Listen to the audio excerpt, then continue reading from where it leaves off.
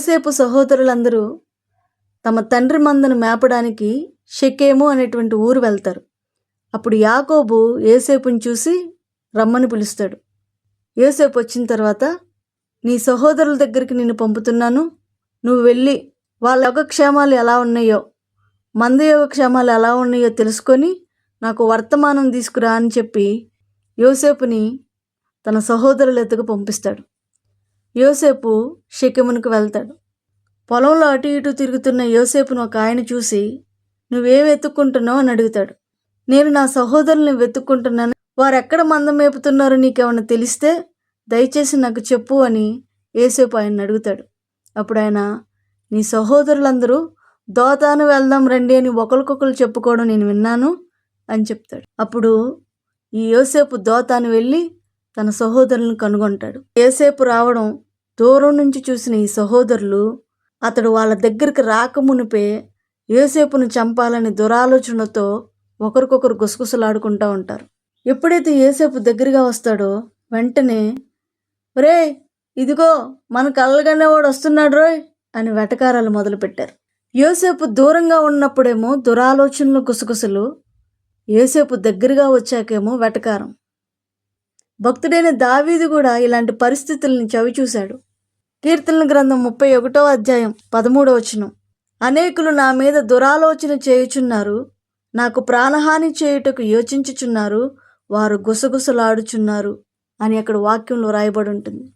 కీర్తనల గ్రంథం 41వ అధ్యాయం 7వ వచనంలో, నన్ను ద్వేషించు వారు కూడి నా మీద గుసగుసలాడుచున్నారు, నశింప చేయవలనని వారు నాకు కీడు చేయని ఆలోచించుచున్నారు అంటాడు. సాటి మనిషి పట్ల ఒక్కటిగా కలిసి ఉండాల్సిన చోట గుసగుసలు, మమకారం చూపించాల్సిన చోట వెటకారం. వీటి వల్ల ఏం ప్రయోజనం? ఇవి దేనికి పనికొస్తాయి? గుసగుసలు అన్ని చోట్ల ఉంటాయి.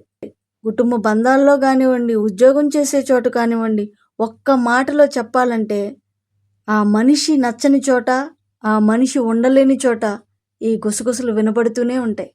గుసగుసలు అనేవి కొత్తగా పెళ్ళయి కోడలిగా అడుగుపెట్టిన ఒక ఆడపిల్ల విషయంలో చాలా ఎక్కువ వినపడతా ఉంటాయి. పెళ్ళైన వారం 10 రోజులకి ఈ గుసగుసలు మొదలు పెట్టేస్తారు. ఇలా ఉందేంటి, అలా లేదేంటి, మనలో కలవదేంటి, మనలా ఎందుకు ఉండదు, ఒక్కటే గుసగుసలు.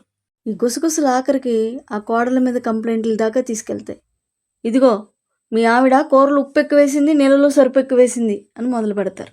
వెటకారం, కళ్ళ కన్నవాడు వచ్చేసాడు రోయ్. మమకారం చూపించాల్సిన చోట వెటకారం.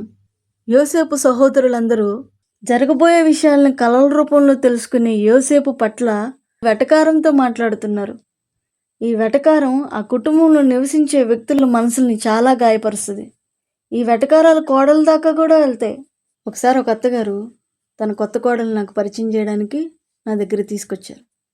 నేను ఆ కొత్త కోడలను పరిచయం చేసుకున్నా. ఆ తర్వాత అత్తగారితో మాట్లాడి, చాలా సంతోషం అమ్మా, మంచి కోడలను తెచ్చుకున్నారు, మంచి సంబంధం తెచ్చుకున్నారు అని అన్నా. వెంటనే అత్తగారు, ఏ మంచి సంబంధం లేండి, గట్టిగా తుమ్మితే ముక్కుడు కింద పడినట్టుంది ఈ సంబంధం మాకు అని అంది. వెంటనే ఆ కోడలు తల కిందకి దించేసుకుంది.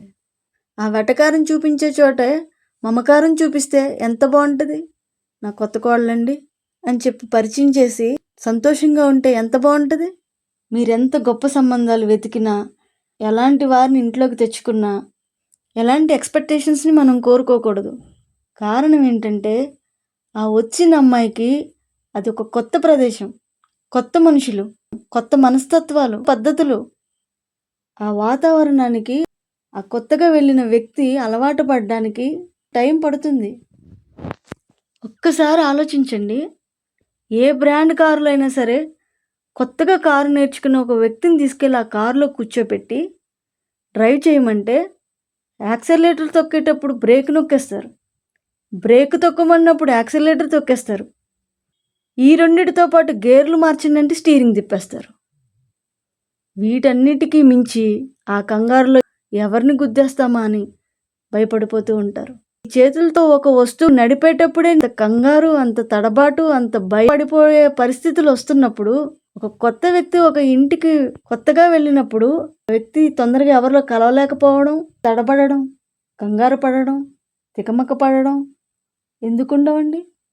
దానికే గుసగుసలు, దానికే వెటకారం, దానికే కంప్లైంట్లు. ఈ గుసగుసలు వెటకారం చేసే మనుషులు ఎదుటి వాళ్ళని బాధ పెడుతున్నామా అనే సంగతి కూడా మర్చిపోయి ఈ చిన్న మాటకే బాధపడిపోవాలా అని చెప్పి చాలా తేలిగ్గా మాట్లాడుతూ ఉంటారు. ఒక్కోసారి ఈ వెటకారపు మాటలు ఎదుటివారి బలాల్ని బలహీనతలుగా చూపిస్తాయి. ఎప్పుడైతే వెటకారం మాట్లాడతామో వాళ్ళల్లో ఏదైనా లోపం ఉందేమో అనుకుని ఇంకా వాళ్ళని కించపరిచేసుకుంటారు. నేనేం సాధించలేను, నా వల్ల ఏమీ కాదు.